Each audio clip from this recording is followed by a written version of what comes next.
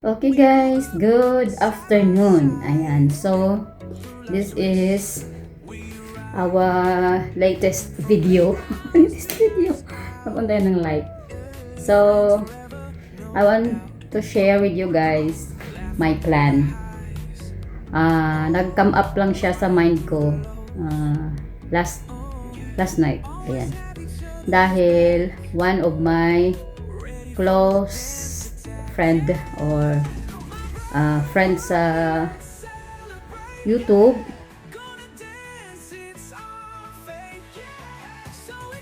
married soon, and one of my sister also sa church na na-meet ko lang din siya nung bagong balik ako dito from the province, and last night ko lang na-confirm na same sila guys ng time ng wedding.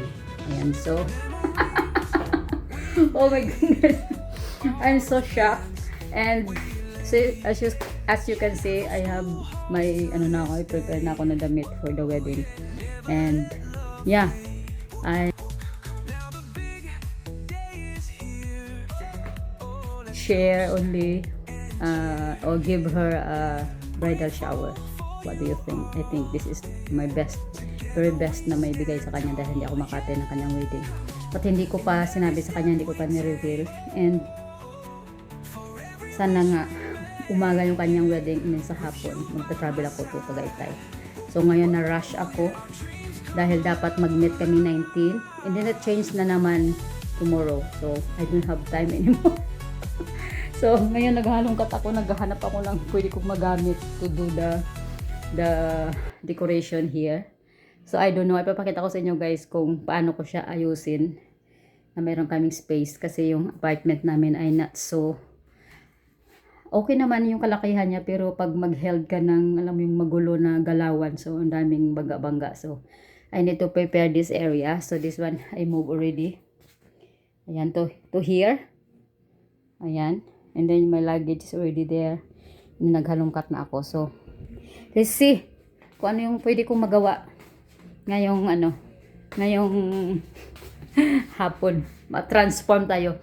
Bala ko dito, pero kasi pag prepare ako dito ng food and then mag-games kami, I don't know, let's see ano yung ma-figure out ko, kasi nag-ano pa ako. Pwede rin dito ako mag-decorate. Yan. So this is a surprise bridal shower. Yung plano talaga nito guys ay dahil mag-meet kami to have a time together, and then pupunta kami mag-ferry tour kami, and then after that is Chinese New Year tomorrow, and I don't know if we can go to Binondo. So mag-ferry tour kami dahil hindi pa nila na-experience. O diba? Ang tagal lang nila sa Manila pero hindi nila alam ito. Kasakali na ito ay may salba pa ng malamig ang gabi. Hindi na tulad ng dati, may pag-asa pa ba kung susuko ka na? Larawan mo pa'y lungkotin ko na. Sa hirap at ginawa, tayo ay nagsama. Damdamin mo tila. Alam mo yung parang glass lang siya yung glass siya. So hindi yan siya nakakabit, nakapatong lang siya sa bakal. So natatakot ako baka hindi natin alam, aksidente, no? So let's see. I will show you guys how I decorate this area or in the other side. Let's see, show you.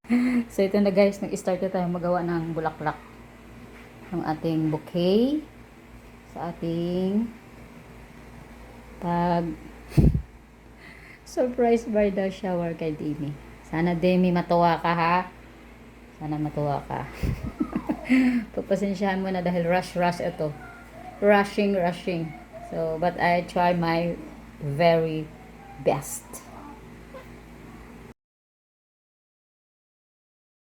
So update sa ating bouquet, malapit na siya matapos. sa ating surprise bridal shower. Yan. Update ko kayo later, guys. Nadamay si Nicole, oh. Nadamay si Nicole. Final, bouquet. Or final bouquet. Yay! O, di ba? Okay, may picture. Update tayo sa ating preparation. So, ngayon, gagawa ako ng dessert. Ayan. Ayan yung ating dessert. Time check is 10:30. Ayan, gabi na. After this, matulog na. Continue tomorrow. Okay, so ito na yung ating final. Final na yan, guys. Ayan. So, ito na rin yung ating bouquet. Handmade bouquet for Demi. O, di ba? Demi, meron ka ng bouquet made of my talent. Sabi ganun. Ayan. And then, ano pa ba?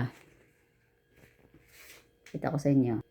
Yung kanyang sash. Sash pa tawag doon. And then yung kanyang ayan. So, everything is ano na ngayon. Prepared na. Prepared. Ayan. So, yung food natin is okay naman na. Sabi ka nun yun ang dapat hindi makalimutan. So, magugulat si Demi. Sana matutuwa siya sa aming munting sorpresa. God bless you. Enjoy your day tomorrow. Yan.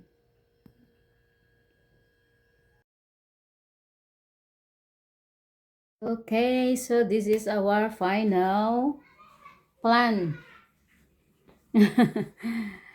Final plan for